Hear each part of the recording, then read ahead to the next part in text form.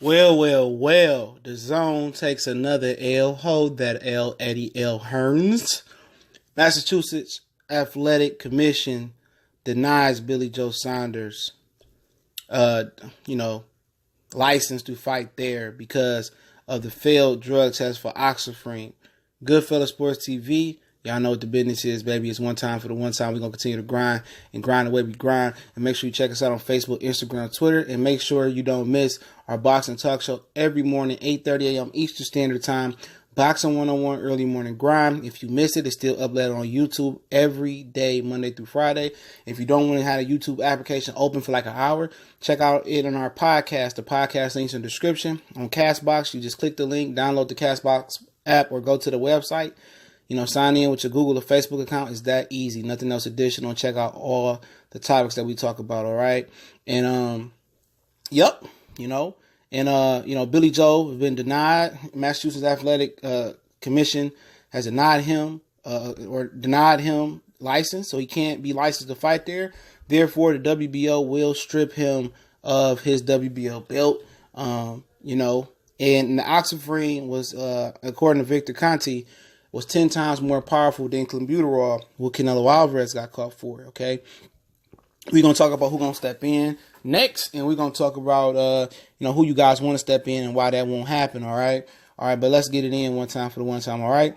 Billy Joe Saunders got hit for oxyfrine, and what oxyfrine is, it's like it burns fat, it helps you lose weight. It's also like gives you energy boost as well. It's very, very powerful according to Victor Conti. And I'm gonna let you know when I knew. I'm gonna let you know when I knew. When I went to Andrade's page, he retweeted about Victor Conti, I think about a couple of days ago, saying that he won Billy Joe Saunders' banned. That's how I knew Billy Joe Saunders. I knew then that Billy Joe Saunders would be stripped and Massachusetts wouldn't, allow him to be licensed to fight there due to the failed performance enhancing drug test for oxyfrine. Okay, Victor Conti actually sponsored the vital drug testing that they had for this fight. The WBO doesn't have vital drug testing. Eddie Hearn and Demetrius Andrade insisted that this vital testing take place. I think it costs between, $5,000 to $10,000 or $10,000 to $20,000 for vital testing for a fight. And Andrade didn't have it. Eddie Hearn wasn't willing to put it up for his fighter, which I know other promoters that pay for their fighters vital drug testing. He didn't put it up for Demetrius Andrade, and Andrade is obviously his prize fighter for the American side that's on the Zone. Okay, he didn't put the money up, so Victor Conti put the money up. Victor Conti was a steroid peddler at one point in time, turned clean. Now he runs a snack program in the United States, which has Devin Haney. I think Sean Porter was part of that program as well. And I always kind of find a little bit fishy fighters working with a former PED peddler, but he's with the clean way of doing things, and he sponsored drug testing. So I'm pretty sure, Andrade didn't want to go in there with at a disadvantage. And Billy Joe Saunders had an unfair advantage saying he used nasal spray. So, and I heard somebody say that Billy Joe Saunders told them to suck his thing or whatever. Some to suck him, their pricks or whatever over the speakerphone. He was on speakerphone. He didn't attend in person to Massachusetts. And now he's stripped of his title. I don't know where he goes from here. I'm hearing Eubanks Jr. and James DeGill is supposed to fight in December, so maybe he moves up. I'm pretty sure, it's going to be tough for him to get back his title, okay? And that's my opinion, especially he got to prove that he clean. And it's evidence that people that bring upon that, not only Billy Joe Saunders, but other fighters come out the Dominic Ingle gym, probably was cheating. And some people think allegedly Tyson Fury was cheating, and that's how he got the weight off, even though he wasn't in Dominic Ingle gym. Birds of a feather flock together, him and Billy Joe Saunders, okay? And Billy Joe Saunders went from end of 2016, a fat guy. I think 15 and 16, he was fighting a fat guy from France.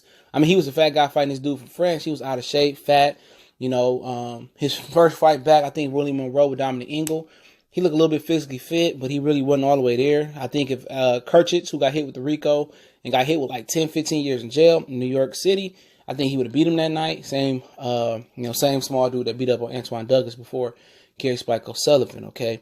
I think he would have beat him, but all of a sudden, Billy Joe Saunders come out with a six-pack versus David Lemieux. He come out sustained more energy. He came out faster. He boxed, for 12 straight rounds, fast, hard, versus David Lemieux. And I think that kind of raised suspension looking in hindsight about some, about this drug test as well that a lot of people bring up.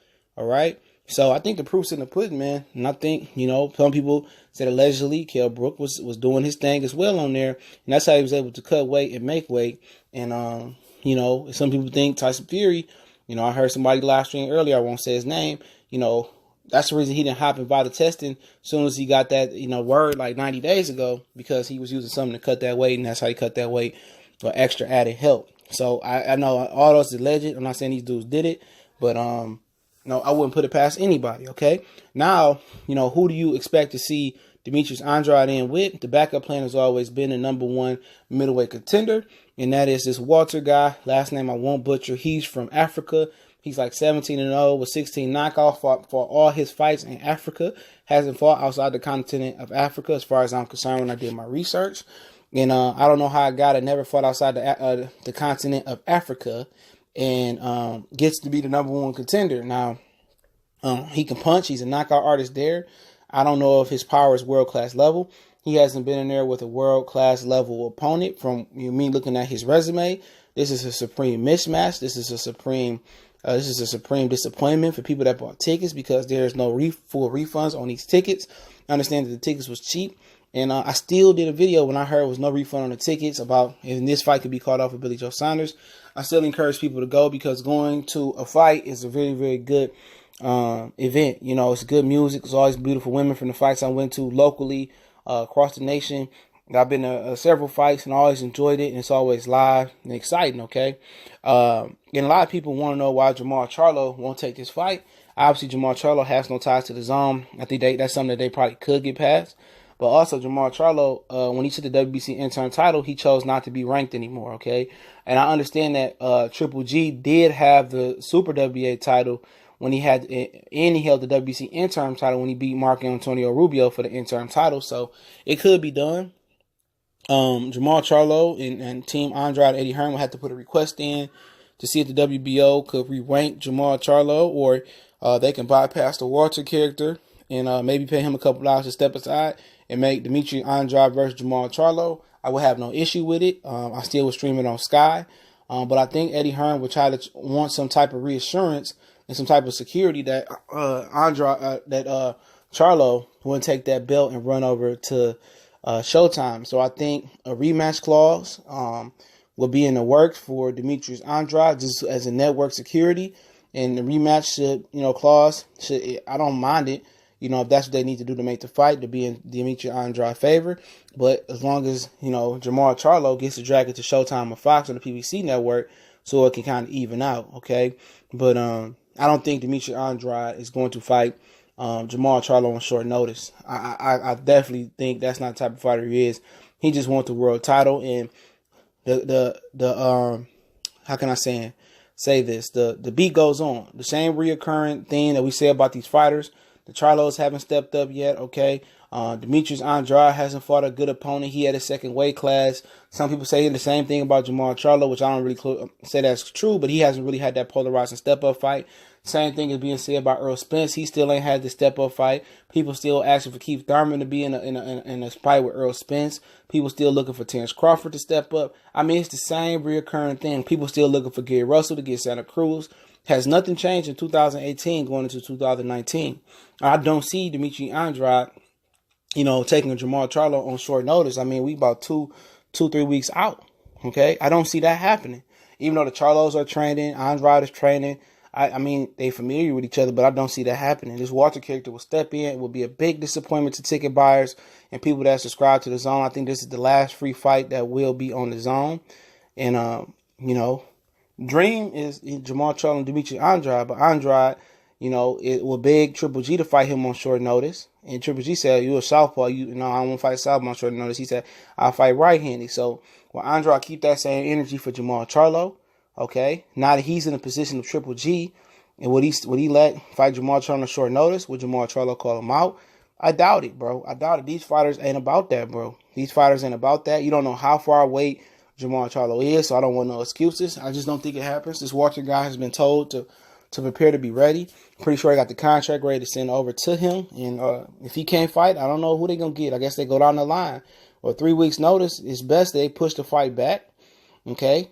push the fight back, and do it December 22nd, or do it on Showtime PBC, or they do it on another DAZN date. But they won't do that. It's so much time and money they invested in Boston, and ticket sales. Then they would have to refund everybody. But it is what it is, man. You just get prepared for a bum bash again, another fight with Demetrius Andrade. Don't step up. And quite honestly, it's not his fault this time. It's not his fault. Obviously, it's Billy Joe Saunders' fault. I don't want you guys to, if Billy Joe Saunders is going to be a great fighter, he's another guy who ain't never really had a step-up victory win. If he goes somewhere versus elite competition, if he goes on to be a great fighter, and just like Canelo, they go on to be great fighters, don't forget that these dudes were juicing, okay? Never forget these dudes were on the juice, okay? These dudes got caught. This is not alleged. This is a fact. Canelo failed 2 drug tests for the clenbuterol. Billy Joe Saunders failed for oxyfree. They're supposed to be 10 times stronger than clenbuterol. It just so happened that boxing fans just tend to forget that these dudes get caught cheating and forget it and try to sweep it under the rug, and that goes for everybody that got popped, okay? We don't forget that, bro. So when you bring up these dudes' legacy, I got an asterisk by each and everybody else that got popped for a drug test, bro. I don't believe that it was nasal spray that he took. He needed a competitive advantage to make weight. Billy Joe Saunders is a big 160-pounder, bro. He needed a competitive advantage. And people are going to try to forget this and rationalize this. And it looked bad on the UK. And when people get popped in America, they say it looked bad on America. But America got 100% thorough testing with the VADA drug testing program and USADA, WC, whatever program you in. The UK, we see that they rules is a little bit funky, a little bit fishy.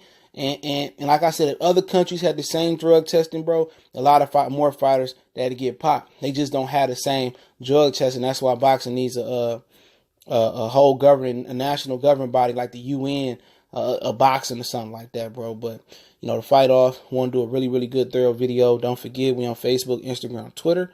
One time for the one time, all right? Don't forget, if you want to make a donation, the donation link is in the description. I definitely appreciate you guys checking us out. Don't forget to share the videos across, social media. Share the links, screen record them. I definitely appreciate if you can donate, help expand the brand. We on the push for 10,000 subs. And we trying to do it before the end of 2018. So I definitely appreciate you guys taking this journey. Shout out to my day 1 subs, my day 2 subs in the beginning, when it was just us in the comment section having a casual conversation. We came a long way. Much blessed to all the brothers and sisters. Y'all know what it is. LDBC, we go.